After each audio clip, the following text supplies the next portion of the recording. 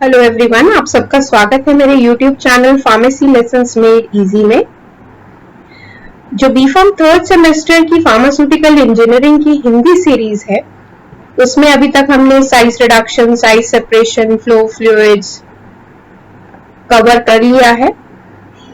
हमने जो नया यूनिट स्टार्ट किया है पीसीआई सिलेबस के अकॉर्डिंग, वो इवेपोरेशन है। इवेपोरेशन में अभी तक हमने क्या होता है इवेपोरेशन ये कवर किया है, ऑब्जेक्टिव्स क्या है इवेपोरेशन के, इवेपोरेशन दूसरी हीट प्रोसेसेस से कैसे डिफरेंट है, और स्टीम जैकेटेड केटल क्या होता है। उसके बाद हमने देखा हॉरिजॉन्टल ट्यूब इवेपोरेटर। ठीक है, ये सब पहले ही कवर हो चुके हैं। तो आज का जो टॉपिक है वो है क्लाइंबिंग फिल्म इवेपोरेटर। हम फार्मेसी काउंसिल ऑफ इंडिया के सिलेबस को फॉलो कर रहे हैं। तो चलिए जानते हैं क्लाइंबिंग फिल्म इवेपोरेटर के बारे में। तो सबसे पहले देखते हैं प्रिंसिपल और कंस्ट्रक्शन कैसा है क्लाइंबिंग फिल्म इवेपोरेटर का। इसमें आप देखिए क्लाइंबिंग वर्ड है, फिल्म वर्ड है और इवेपोरेटर वर्ड है ना। जो वेसल जिसमें इवेपोरेशन किया जाता है उसको हम इवेपोरेटर कहते हैं। क्लाइंबिंग का मतलब यह है कि जो फीड है वो क्लाइंब करेगी नीचे से ऊपर की ओर, फ्रॉम बॉटम टू टॉप। और दूसरा क्या वर्ड है, तीसरा वर्ड है फिल्म। इसका मतलब एक फिल्म बनेगी। ठीक है, तो ये तीनों वर्ड्स जो हैं आपको ध्यान में रखने हैं। इवेपोरेटर मतलब वेसल जिसमें इवेपोरेशन हो रहा है। क्लाइंबिंग मतलब लिक्विड जो है बॉटम से अप मूव करेगा, उसके लिए आपको उसको प्री हीट करना होगा। जिस लिक्विड को हमें इवेपोरेट कराना है वो लिक्विड प्री हीटेड होना चाहिए। और तीसरा वर्ड है फिल्म, उसका मतलब एक फिल्म बनेगी लिक्विड की। ठीक है, तो ऐसा सब होने के लिए कंस्ट्रक्शन कैसा है इवेपोरेटर का। तो इवेपोरेटर जो बेसिकली है वो कॉनिकल शेप आप देख सकते हैं। इसमें सिलेंड्रिकल जो वेसल है और नीचे से कॉनिकल है। इसमें series of vertical tubes attached हैं जो कि लॉन्ग हैं बट नैरो है। ठीक है, मतलब उनका डायामीटर कम है बट उनकी लंबाई ज्यादा है। ठीक है, long and narrow vertical tubes का सीरीज है जो कि आपस में अटैच्ड है ना। ऊपर से आप देख सकते हैं। जब भी आप डायग्राम ड्रॉ करेंगे इसकी प्रैक्टिस जरूर कीजिएगा कि कैसे आप ड्रॉ करेंगे अगर एग्जाम में आपसे पूछा जाता है तो। इसके अलावा फीड का जो एंट्री है, जो हॉरिजॉन्टल ट्यूब इवेपोरेटर हमने देखा था ऊपर से उसमें एंट्री था हॉरिजॉन्टल ट्यूब्स के जस्ट ऊपर, बट यहाँ पे फीड का एंट्री बॉटम से है और ये बॉटम से अप ट्रेवल कर रहा है। और जो फीड है वो प्री हीटेड एंट्री होगा, इसमें पहले से थोड़ा हीट किया हुआ।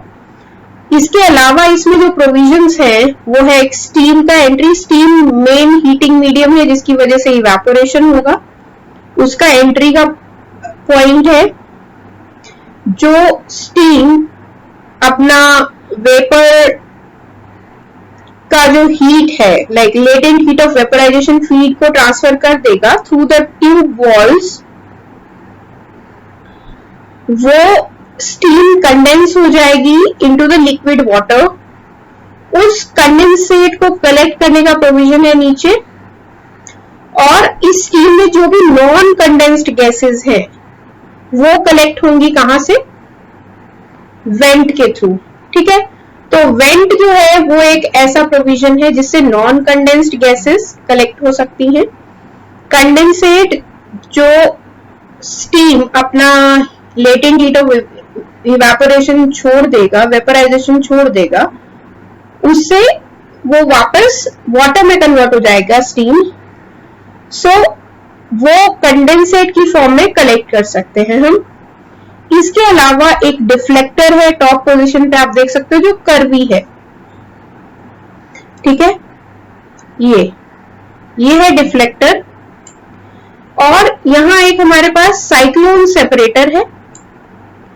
वेपर का एग्जिट टॉप से हो रहा है और एक पाइप है जो कि रीसर्कुलेशन के लिए है। यहाँ आप देख सकते हैं एक पाइप है रीसर्कुलेशन के लिए जो है, और नीचे एक वाल्व है जो इसे फीड वाल्व से ही कनेक्ट कर रहा है। इसका मतलब जो भी वेपर यहां से कलेक्ट होंगे वो वापस से सर्कुलेट हो सकते हैं फॉर कंसंट्रेशन। ठीक है, तो जो प्री हीटेड फीड है वो इसमें एंटर होगा और इसमें जो ओवरऑल हीट ट्रांसफर कोएफिशिएंट है वो बेटर होगा। अब इसमें क्या स्टेप होगा वो है small bubble will travel up and form large bubble with entrapped slug. इसको समझते हैं अभी।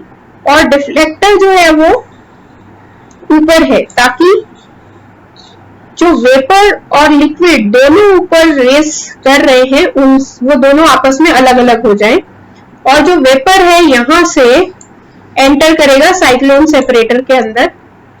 जो साइक्लोन सेपरेटर है वो वेपर और लिक्विड दोनों पोर्शंस को अलग कर देगा based on the centrifugal action of cyclone separator on the basis of कौन सा डेंसिटी लिक्विड का अलग होगा, वेपर का अलग होगा, तो वो दोनों जो है वो सेपरेट हो जाएंगे। ठीक है, तो ये बेसिस है। ये जो लाइन है small bubbles travel up and form large bubble with entrapped slug, ये मैं आपको वर्किंग में समझाती हूँ स्टेप वाइज। तो जैसे लिक्विड जिसे इवेपोरेट होना है वो ऊपर मूव कर रहा है फ्रॉम बॉटम टू अप, जैसे हमने डायग्राम में देखा उसके कंस्ट्रक्शन में। जैसे जैसे स्टीम का एंट्री होता रहेगा, हीट अपना ट्रांसफर होगा लिक्विड को फ्रॉम द स्टीम, तो वो एनर्जी लेने के बाद काइनेटिक एनर्जी इन मॉलिक्यूल्स का बढ़ जाएगा, और काइनेटिक एनर्जी बढ़ने से उनकी एस्केप टेंडेंसी भी बढ़ जाएगी। मतलब लिक्विड को छोड़ के वेपर की फॉर्म में कन्वर्ट होने की टेंडेंसी बढ़ जाएगी। धीरे धीरे ये छोटे छोटे बबल्स बड़े होने लगेंगे और बड़े होंगे, बड़ा बबल, और ये फाइनली एक ऐसा बबल बनेगा जो कि एक थिन लेयर की फॉर्म में स्प्रेड होगा। आप ये पूरा स्लग देख सकते हैं। तो जो पिछले स्लाइड में मैंने आपको बताया कि small bubbles will form large bubbles and they will entrain the liquid and spread in the form of a film। उसका मतलब ये है कि धीरे धीरे जैसे जैसे स्टीम अपना हीट ट्रांसफर करेगा तो छोटे छोटे बबल्स बनेंगे, क्योंकि वेपराइजेशन स्टार्ट होगा। छोटे बबल्स कंबाइन होके बड़ा बबल बनाएंगे और ये बड़ा बबल जो है एक फिल्म की फॉर्म में स्प्रेड हो जाएगा इन नैरो ट्यूब्स में। ठीक है, तभी उसका नाम है फिल्म इवेपोरेटर। क्लाइंबिंग फिल्म इसलिए कि वो क्लाइंब कर रही है फिल्म। ठीक है, तो कंप्लीट वर्किंग जानने से पहले मैं आपसे कहना चाहूंगी कि अगर आपने मेरे चैनल को अभी तक सब्सक्राइब नहीं किया है तो आप इसे प्लीज सब्सक्राइब कर लें। ऐसा करने के लिए आपको सब्सक्राइब बटन पे क्लिक करना होगा। आप मेरे चैनल से रिलेटेड अगर नोटिफिकेशन रिसीव करना चाहते हैं तो ये जो बेल आइकन आपको अपनी स्क्रीन पे दिखेगा वहां आप क्लिक करेंगे, तो जैसे ही मेरा नया वीडियो अपलोड होगा आपके पास तुरंत नोटिफिकेशन आ जाएगा। अगर आपको मेरा ये वीडियो पसंद आता है तो प्लीज लाइक बटन पे क्लिक कीजिएगा और इस वीडियो को पूरा एंड तक देखिए ताकि आपको टॉपिक समझ में आए। तो चलिए देखते हैं कंप्लीट वर्किंग। तो अगर हम इसके स्टेप्स देखें तो फर्स्ट स्टेप में हीट ट्रांसफर होगा वॉल्स के थ्रू ट्यूब्स की। हीट जो है लिक्विड को वेपर में कन्वर्ट करेगा क्योंकि उनकी एस्केप टेंडेंसी बढ़ जाएगी। स्मॉल बबल्स बनेंगे, स्मॉल से लार्ज बबल्स बनेंगे, लार्ज बबल से स्लग बनेगा, वो स्प्रेड करेगा फिल्म की फॉर्म में, और जो ऊपर डिफ्लेक्टर से जाके टकराएगा जो कि फोम ब्रेकर का काम करेगा डिफ्लेक्टर। ठीक है, अब आगे के स्टेप में क्या होगा, यहाँ से जो वेपर हेड है डिफ्लेक्टर से होता हुआ यहाँ से वेपर जो है एंटर करेगा साइक्लोन सेपरेटर में। अब क्योंकि वेपर और लिक्विड की जो डेंसिटी है वो डिफरेंट है इसलिए सेंट्रीफ्यूगल फोर्स अलग अलग लगेगा दोनों पे। जो वेपर फॉर्म है वो ऊपर से एग्जिट हो जाएंगे और जो लिक्विड फॉर्म है वो दोबारा पाइप में इस पाइप के थ्रू एंटर करके फीड पाइप में के थ्रू रीसर्कुलेट होगा। जब तक कि हमें प्रॉपर कंसंट्रेशन नहीं मिल जाएगी तब तक हम प्रोडक्ट को कलेक्ट नहीं करेंगे। हम रेगुलर इंटरवल पे प्रोडक्ट नीचे वाल्व के थ्रू कलेक्ट करके देख सकते हैं। अगर हमें रिक्वायर्ड कंसिस्टेंसी मिल जाती है प्रोडक्ट की तो हम उसको इवेपोरेशन को स्टॉप कर देंगे, वरना इसे कंटिन्यू रखेंगे। अगर हम इसके यूजेस की बात करें तो मेनली जो क्लाइंबिंग फिल्म इवेपोरेटर है वो ऐसे प्रोडक्ट्स को प्रिपेयर करने के लिए यूज करते हैं जिनमें कम टाइम के लिए हीट सूटेबल है। मतलब अगर हम ज्यादा हीट कर देंगे तो वो प्रोडक्ट डिग्रेड हो सकता है, जैसे insulin extract, liver extract, vitamin. Okay, इसके अलावा जो भी फोमिंग लिक्विड्स है या कोरोसिव सॉल्यूशंस है उनकी भी प्रोसेसिंग हम क्लाइंबिंग फिल्म इवेपोरेटर से कर सकते हैं। तो चलिए बात करते हैं इससे रिलेटेड मेरिट्स और डीमेरिट्स की। तो सबसे बड़ा एडवांटेज जो या मेरिट जो है क्लाइंबिंग फिल्म इवेपोरेटर का वो ये है कि इसमें बहुत ज्यादा सरफेस एरिया हीट ट्रांसफर के लिए अवेलेबल है।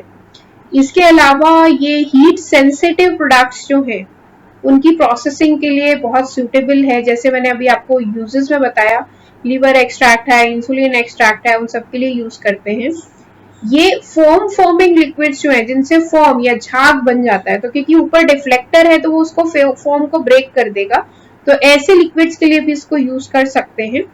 इसके अलावा अगर हम इसके और मेरिट्स की बात करें तो इसमें कंपैरेटिवली कम स्पेस रिक्वायर्ड है इसको चलाने के लिए, एस्टैब्लिश करने के लिए। ठीक है, तो मेन 4 पॉइंट्स मैंने आपको बताए। एक, ये ऐसे लिक्विड्स को भी प्रोसेस कर सकता है जो कि हीट सेंसिटिव है, जैसे लीवर एक्सट्रैक्ट और आपका इंसुलिन और इसके अलावा विटामिन।